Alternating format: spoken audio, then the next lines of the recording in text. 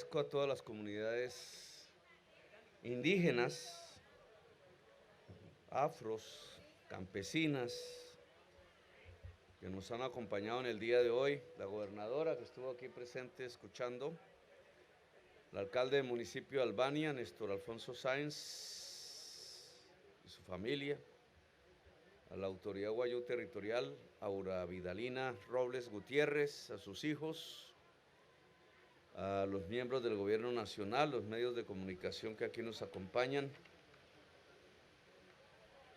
La historia del Cerrejón, pues, incluso para mí arranca en mi universidad cuando estaba estudiando y escuché la conferencia de Luis Carlos Galán, joven él también, que le anunciaba al país en ese momento lo inconveniente que era haber hecho la concesión, que en aquel entonces, creo que era el gobierno de Turbay, se estaba determinando. Y pues Galán no fue escuchado. De ahí se creó una empresa pública que fue privatizada. El dato que tengo es que se vendió la empresa pública que explotaba el carbón en esta región por 1.500 millones de dólares. En 2 años esa utilidad sale. Es decir, que el país vendió la empresa Cerrejón por lo que equivale a 2 años de utilidad en estos 40 años que han sido permanentemente de utilidad. Es decir, nos estafaron y alguien se robó una plata. Las consecuencias actuales ya del Cerrejón pues se cruzan no solo con unas problemáticas locales, sino por una problemática global.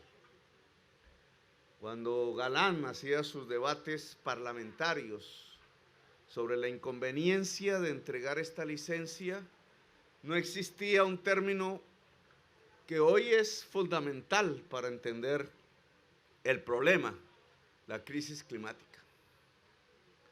O sea, cada vagoncito de esos que saca el carbón y se vende y se quema en algún lugar del mundo, básicamente en Turquía y ahora en Alemania también, al volverse gases en la atmósfera, produce la crisis climática, produce el calentamiento global y puede matar toda la vida en el planeta.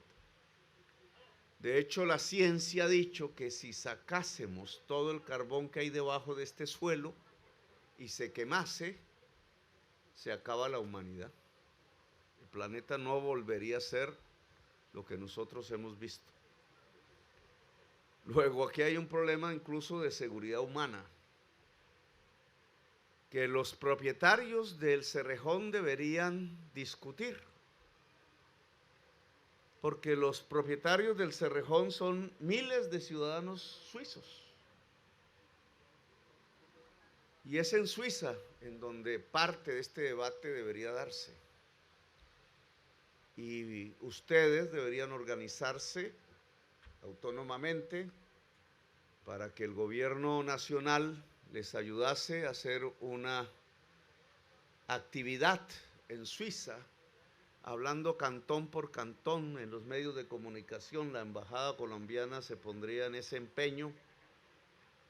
Hay que decirle al canciller, nuestra embajada de Derechos Humanos ante las Naciones Unidas, que está en Ginebra, y en general la institucionalidad del gobierno, para que hasta el último ciudadano suizo, si es necesario pagar canales de televisión, programación, un documental, etcétera, pues lo hacemos.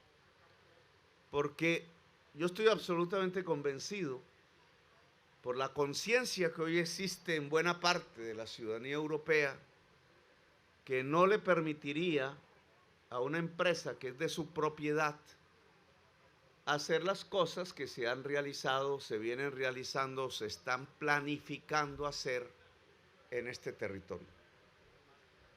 Esa es una primera actividad que me parece fundamental, porque así como se ha globalizado las ganancias del capital, así también tienen que globalizarse las luchas sociales. Las luchas sociales no solamente son de un punto en el terreno, las luchas sociales también pueden ser de la humanidad. Y hay que hacer que de la defensa del territorio, del agua y de la defensa de las comunidades y de los pueblos ancestrales que existen aún aquí, se haga una bandera política y de lucha social de la humanidad. Entonces, ese trabajo que quiero que el gobierno encare, el canciller y la ministra de Ambiente y de Minas, lo podamos llevar hasta la misma República Suiza, donde tenemos muchísimos amigos y amigas, para construir una red solidaria. Ahora, con eso ayudamos a que se tomen decisiones pertinentes, pero este es el gobierno de Colombia, así que debemos tomar las decisiones del gobierno colombiano. Soberano de la nación. Una nación soberana no le tiene miedo a demandas internacionales cuando sabe que realiza lo justo. Es más, me parece que sería una bonita oportunidad mover tribunales internacionales para discutir la pertinencia de una explotación que, como la del carbón, ocasiona los daños que ahora está ocasionando, porque la humanidad ya se propuso una meta para poder vivir en el planeta, y es terminar con el consumo del carbón. Es decir, la vida del carbón tiene ya tiempos y un final como producto usado por la humanidad desde hace varios siglos. El carbón va a terminar en las economías de las sociedades humanas. Los años que se han propuesto incluso son inferiores a los que dura la concesión del Cerrejón actual, 2034. Para el 2034 la demanda de carbón del mundo se habrá desplomado completamente. Ni Turquía y en primerísimo lugar Alemania van a utilizar el carbón colombiano. Ni lo hará China, ni lo hará los Estados Unidos, ni lo hará las grandes fábricas mundiales. Y no lo necesitamos en Colombia porque aquí tenemos abundancia de energías limpias. Por tanto, aquí hay una frase que he hecho varios interrogantes porque no conocía mucho el tema. Resulta que se acaba de aprobar una ley por el Congreso de la República. Debe estar para mi sanción. O sea, no, todavía no es ley. Debimos haberla traído. Deberíamos pedirla, entre otras. Ahí a Vladimir pidámosla porque todavía nos vamos a quedar unos días en La Guajira, entonces tenemos tiempo para la firma de la ley. A partir de ahí se convierte en ley, que se llama de los planes de cierre preliminares. Allí, quienes idearon el proyecto y lo defendieron, que fue la senadora Angélica Lozano y la senadora Isabel Cristina Zuleta, y lograron pues la mayoría del Congreso para que fuera aprobada, han propuesto unos criterios legales para que este tipo de minas y de proyectos presenten el plan de cierre. O sea, aquí ya no tenemos que hablar de la ampliación. Yo creo que ese término hay que olvidarlo y debe ser olvidado. Incluso desde el punto de vista empresarial, pensar en una ampliación de explotación de carbón hoy realmente sería un suicidio con los accionistas de la empresa, a menos que quieran es sacarnos el dinero a partir de demandas jurídicas, una vez algún presidente vendido les firme una concesión y entonces se gane un pleito jurídico que perdería quizás la nación por poner la firma. Pero hoy nadie que esté metido en el negocio del carbón en el mundo planea ampliar el negocio del carbón. Eso no es cierto. Lo que empieza a discutirse es cómo se cierra el negocio del carbón. De hecho, la Agencia de Energía Internacional es una entidad, digamos, bastante experta en estas materias y consultada. Mirando las cifras del petróleo entre el 2013, que fue el año en donde más exportamos nosotros petróleo y carbón, y casi que recogimos 32 mil millones de dólares de exportaciones de petróleo a muy alto precio y 8 mil millones de dólares de exportaciones de carbón a muy alto precio. De café solo exportamos el máximo alguna vez 6 mil millones de dólares al año. Imagínense la cantidad de dinero que entró al país en esas fechas. Por eso el dólar se volvió 1.600 pesos por dólar. Y parte de nuestra sociedad relativamente pudiente se fue a comprar todo en Miami porque todo le parecía barato, y entonces crecieron nuestras importaciones de manera abultadísima. Y miren la paradoja: cuando más dinero teníamos, más ruinas se trajo a la industria y a la agricultura colombiana por volver esos dólares importación, muchas veces de chucherías. Ese mundo no va a volver. Por eso la Agencia Internacional de Energía nos trajo un comparativo entre el 2013 y el 2023, este año, mirando realmente el 2022, 10 años, mirando qué pasa con la inversión en petróleo y en energías limpias. Y la inversión en petróleo en el mundo se ha desplomado a la mitad.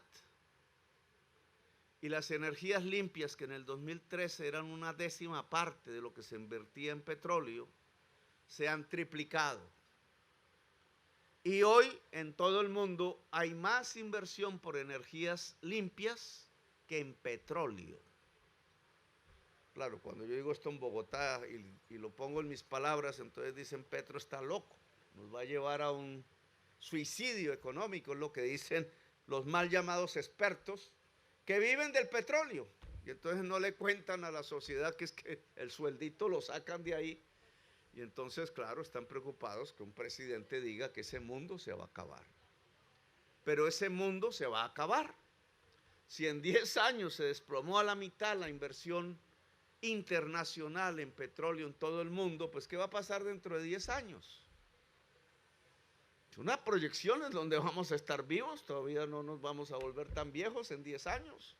Nuestros hijos estarán quizá jóvenes, los que tenemos ahora menores de edad, y quizás aparecerán los nietos, pero no es una distancia, eso se va así en 10 años. Ojalá gobierne el progresismo en Colombia dentro de 10 años. Sería un buen propósito, una buena idea. Pero en 10 años que se va así, si esa es la tendencia de la inversión del petróleo, en 10 años van a vender las acciones de las empresas petroleras a huevo. Mejor dicho, la comunidad del tabaco se las va a poder comprar. Obviamente el capital se va a escapar de ahí, no se va a quedar ahí. Serán empresas cascarón y el capital fluirá buscando ganancias a donde es rentable. Y entonces por eso va a fluir a las empresas de energías limpias. Eso es lo que intentamos hacer con Ecopetrol, tratando de salvar Ecopetrol para que se convierta en la principal generadora de energías limpias de América Latina. Ahora, si esta es la realidad, plantear una expansión del Cerrejón es un absurdo económico. Y si eso se está planteando en el territorio, que estoy viendo los papelitos, que sí, pues el gobierno nacional de una vez les va a decir que no. Esa es la... Ah, que me van a fregar, que me van a sacar, bueno, pues que lo intenten. Pero la posición del gobierno nacional es que no puede haber expansiones de explotación de carbón a cielo abierto en Colombia, porque eso ya no tiene ningún sentido económico, a menos que queramos irnos a pleitos jurídicos. Y si nos lo van a plantear porque decimos que no, pues asumimos los pleitos jurídicos como toca, con los mejores abogados del mundo en esta materia y con la humanidad apoyándonos. Ahora bien, es que el plan de cierre, y a eso me voy a referir, y hay que estudiar la ley que vamos a firmar, porque esa ya la aprobó el Congreso, debió ser discutida más públicamente. La verdad sea dicha, no sé qué le pasó al gobierno en esta materia, y a las congresistas, porque si eran las autoras, pues una ley tiene que tener el máximo de discusión pública posible. Esta ley que discutiremos con ustedes debe establecer una serie de criterios. Aquí se mencionaron algunos. ¿Qué va a pasar con los trabajadores? Nosotros ya estamos viendo el caso Prodecor en Cesar, y aquí ya unos casos de despidos masivos que la ministra de Trabajo tiene que investigar. Están en proceso de investigación, que lo que va indicando es la realidad económica, es decir, la salida del negocio. Pero la salida del negocio no puede ser que nos dejan el hueco y se fueron y no pudimos encontrarlos, porque vendieron y vendieron y vendieron y ya no se sabe quién es el propietario. No puede ser eso. Por eso la ley de cierre preliminar debe presentar un plan de la empresa, me imagino, en primer lugar, que hay que leer, hay que estudiar, hay que debatir con todos ustedes, igual que debería debatirse cómo inició. No sé bien esa historia en La Guajira hace 40 años. Sí vi una telenovela toda romanticona en donde siempre pasa lo que pasa en las telenovelas. Entonces el ejecutivo rico enamoró a la guayú y vivieron felices para toda la vida y resolvieron la pobreza y consiguió el sí para que se iniciara la explotación del carbón. Bonito negocio ese. Pero el cierre también tiene que ser discutido con las comunidades. Ese cierre tiene que ver con la reconversión laboral, que yo he propuesto desde varias campañas a Sintracarbón, que se discute incluso en los pliegos de negociación, porque es que al final no es cuántos salarios vamos a tener en el futuro, está mal planteado, porque si ellos se van a ir como se van a ir, es qué van a hacer los trabajadores una vez se acabe esa actividad, cómo sustentan su vida económicamente. Y obviamente que hay opción, la que yo propuse, pero eso es para discutirlo con el mismo colectivo de trabajadores de toda la industria carbonera del Cesar y de La Guajira, es más los puertos, más los que están en esa actividad relacionados, es cómo de los recursos de la empresa, que es concesión del Estado, se financian. Fue mi propuesta, comunidades energéticas de propiedad de los trabajadores, para que se vuelvan generadores de energía eléctrica limpia, que acabamos de firmar el decreto ayer, constituyéndolo. Soy de la tesis de que no se necesitaba el decreto, porque ya la Constitución habla que los servicios públicos en Colombia deben ser, ¿cómo se dice?, prestados tanto por el Estado como por la empresa privada como por las comunidades. Y eso es para la energía eléctrica, eso es para el agua, eso es para todo servicio público que exista en Colombia. Por tanto, las comunidades energéticas son un camino de conversión laboral que propongo para la discusión de la base trabajadora de toda la industria minera de carbón exportable, porque otro es el problema allá en el centro del país, donde la reconversión debe ser diferente. La reconversión tiene que ver con el territorio. Y aquí pues le he pedido a la ministra de Minas y Ambiente que miren las experiencias internacionales al respecto. Es que no somos nosotros los que nos estamos inventando los planes preliminares de cierre de la actividad carbonera, sino que esto ya se han dado. Se han dado en Polonia, se han dado en Alemania, en la cuenca del Rin y del Ruhr, se han dado en Bélgica, donde yo viví, se han dado en Inglaterra y se han dado en muchas, en la Alsacia francesa y en la Asturias española, y seguro que en Asia hay ejemplos, etc. Si esas experiencias existen, como un territorio que antes estaba prácticamente vinculado al carbón y después se vuelve turístico, hermoso, de empresas limpias, de tecnologías de vanguardia, de producción de software, etcétera, ¿cómo no podemos reconvertir nuestros territorios hoy ligados al carbón en La Guajira y en el Cesar?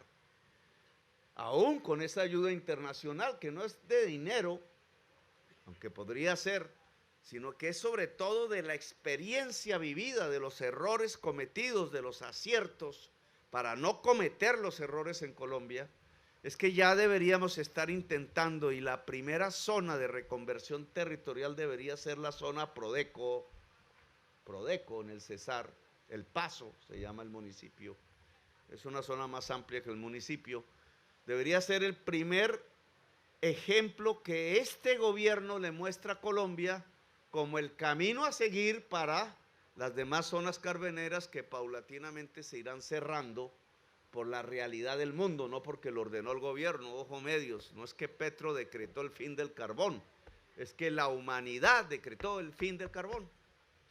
Nosotros solamente le estamos haciendo caso a la humanidad. La reconversión del territorio entonces aquí tiene que ver con varios problemas. Tiene que ver con esos huecos. ¿Qué va a pasar con los huecos? Bueno, ese es un punto. ¿Qué va a pasar con los huecos? Tiene que ver con la recuperación de los afluentes. Y entre eso, pues el hoy famoso Arroyo Bruno. Digamos, la empresa ha desplazado el Arroyo Bruno de manera artificial más allá de su tajo, que llaman, pues para que el tajo continúe detrás y se acabe el cauce original del Arroyo Bruno, para sacar más carbón, para hacer más ganancias. No es otro el objetivo. El Arroyo Bruno, por las condiciones de la región, en condiciones artificiales, se seca. Pero si no, sería fácil hacer aquí un arroyo y ya uno dice, mire cómo llevamos agua a La Guajira, y resulta que no es tan fácil. El arroyo se seca y se acabó el agua. Y entonces el plan preliminar tiene que ver, empezando porque el Arroyo Bruno no debe ser desplazado, pero esto es un tema de pelea. La sentencia de la Corte metió al Cerrejón en las decisiones, y obviamente las decisiones del Cerrejón no son las mismas mías y no deberían estar en el mismo pie de igualdad las decisiones del gobierno de una nación soberana sobre las decisiones de una empresa privada, sino que las decisiones de la nación soberana deberían primar. Bueno, temas de discusión. Entonces, el Arroyo Bruno no debe ser desplazado. Esa debe ser la primera decisión, ojalá por concertación con la empresa del Cerrejón. Yo he hablado con el señor directivo, no sé si será el mismo ahora, el CEO que llaman, el CEO de Glencore. Y lo vi en una actitud, hay que ver, favorable, pero en Suiza. Hay que ver aquí. Pero yo lo invitaría a hacer una demostración al mundo, porque estos son mensajes al mundo, no solo de aquí entre nosotros, una demostración al mundo de que se puede hacer una transición concertada y bien lograda. Ojalá, digamos, eso no lo puedo yo predecir aquí. Nunca me he cerrado al diálogo, no, siempre en la firmeza de lo que proponemos, porque no se trata de arrodillarnos, siempre damos una primera oportunidad al diálogo. Y siempre damos una primera oportunidad al argumento que existe. Y vemos los caminos que sean los más eficaces para lograr una transición. Yo no creo, espero que Suiza vaya a permitir que una de sus empresas simplemente se escape y deje un problema latente como el que podría ocasionar aquí en una herida que nunca se curaría ni en generaciones, porque esto no es de nosotros solos, esto sigue, esas cicatrices no se borran así como así. La naturaleza lo hará algún día, pero vaya a saber si la especie humana está en ese momento. Entonces, yo creo que este tema del plan de cierre preliminar es el eje central que nos permite una concertación en diálogo permanente con ustedes. O sea, no vamos a hacer nada a espaldas de ustedes. La autoridad legítima, etcétera, todos estos temas de la diversidad misma que hay aquí, no solo los indígenas del plan, sino los indígenas de la sierra, las comunidades mestizas, campesinas, afro. Se viene presentando una conflictividad creciente entre pueblos afro y pueblos indígenas que no debe ser. Al final somos todos, porque yo creo que tengo las dos sangres también, excluidos. Café con leche, somos la mayoría, café con leche. Pero entonces esa mesa tiene que instalarse, la vamos a atender. Miren la posibilidad de que las comunidades indígenas desplazadas las podamos constituir con funciones de entidades territoriales. O sea, esta frase de ni nos reconocen en Maicao, ni nos reconocen en, ¿dónde fue? En Albania, pues se sustituye porque nos reconocemos a nosotros mismos, ¿cierto? Porque el 56 transitorio lo permite, que todavía está vigente el artículo 56 transitorio de la Constitución Nacional, hasta que la ley de ordenamiento territorial no se expida y no se ha expedido, el gobierno nacional puede otorgar funciones de entidad territorial a comunidades indígenas. Entonces eso yo creo que se puede aplicar. El problema es que los afro en ese momento no lucharon tanto como las indígenas, y no tenemos un artículo transitorio del mismo calado, ya no nos lo podemos inventar, pero indudablemente sí tenemos sobre comunidades indígenas, y hay que mirar el tema comunidades afro en La Guajira, como nos propuso aquí una compañera. Yo ayer repetí pues les repito ahora lo que dije ayer. José Prudencio Padilla era hijo de negro, hijo de guayú, madre, es decir, de clan guayú, ¿cierto? Negro y guayú. Y es el que garantizó la independencia de Colombia. Y no era rico, obviamente. Ni era criollo, no se le puede decir criollo. Era ancestral y hijo de esclavos.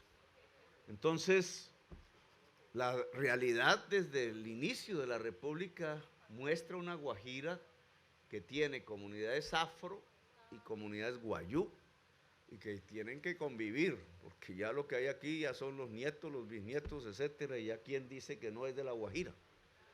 Entonces, esa realidad de diversidad tiene también que ser reconocida en La Guajira. Por tanto, la presencia de la comunidad afro en territorio guajiro tiene que ser estudiada por el gobierno, es invisible, lo dijo la compañera, y debe tener una realidad política. Ahora, la realidad política depende de la unidad y la organización de los pueblos. Si no hay unidad y no hay organización, pasan como una aplanadora. Y pasan las cosas que pasan, por ejemplo, hace 40 años aquí. Y ya después, ¿ya qué? Ya toca ver es cómo se mitigan los daños, no cómo no se produjeron los daños. Entonces, estas son las tareas. Aquí empieza una segunda fase de nuestro trabajo en La Guajira, que es el más difícil. Hasta ahora, el del norte y el del medio es más fácil, entre comillas. Este es el más difícil, porque en el norte nos enfrentamos con las escaseces, con la pobreza. Aquí nos enfrentamos con la riqueza, con el capital. Cuando uno se enfrenta con el capital, hasta el Congreso le da miedo aprobar las leyes.